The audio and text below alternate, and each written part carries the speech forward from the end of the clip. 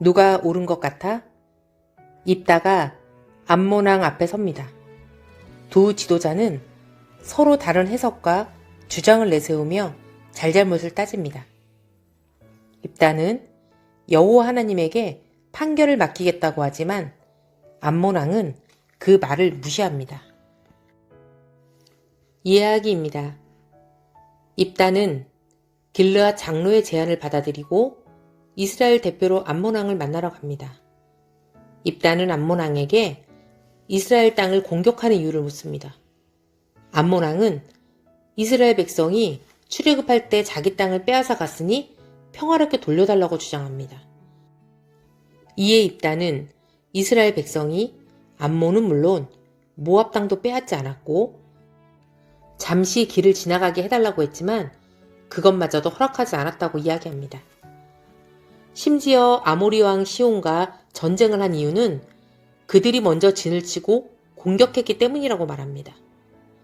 두 지도자는 출애굽 당시의 역사적인 사건에 대해 서로 다른 해석을 내놓고 나서 입다는 하나님을 이 모든 일을 이끄시는 분이라고 고백합니다.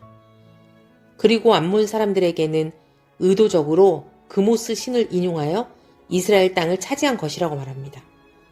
입다는 여태까지 아무 말 없다가 이제 와서 땅의 소유권을 문제 삼는 암몬의 태도에 어이없어 합니다. 입다는 전쟁을 앞둔 상황에서도 물러서지 않고 하나님이 이 모든 일의 심판자가 되어주실 것을 고백합니다.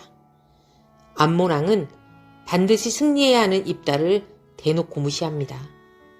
그렇다면 오늘 본문의 내용을 진솔생과 함께 들어보겠습니다.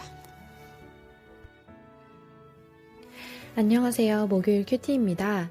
오늘의 말씀은 사사기 11장 12절에서 28절 말씀입니다. 입다가 암몬 사람들의 왕에게 사자를 보내어 묻습니다. 이스라엘이 당신에게 잘못한 것이 무엇이오? 당신은 왜 우리 땅을 공격하러 왔소? 그러자 암몬 왕은 이스라엘 백성이 출애굽할 때 자기 땅을 빼앗아 갔으니 평화롭게 돌려달라고 주장을 합니다. 여태까지 아무 말 없다가 이제 와서 땅의 소유권을 문제 삼으면서 이런 말도 안 되는 억지를 피우는 주장을 하는 암몬의 태도에 입다는 매우 어이없어 합니다. 두 지도자는 출애굽 당시의 역사적인 사건에 대해서 서로 다른 해석을 내놓으며 갈등이 고조됩니다.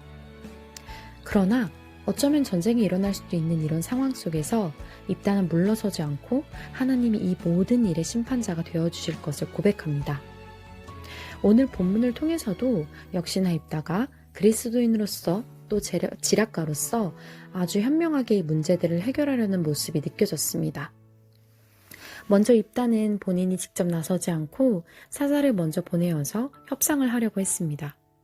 무작정 적을 치고 전쟁을 하는 것이 아니라 외교적인 협상을 시도하려고 하는 것이죠. 또 입다는 이스라엘의 리더답게 자신의 힘을 의지하지 않고 하나님의 권능을 의지했습니다.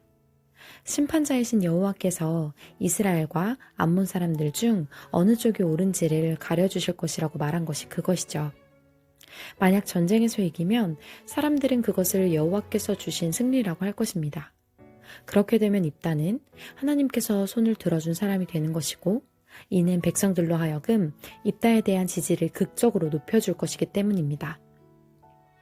우리도 분명 이 세상을 살아가면서 억울한 일도 감당하기 힘든 일도 있을 것입니다.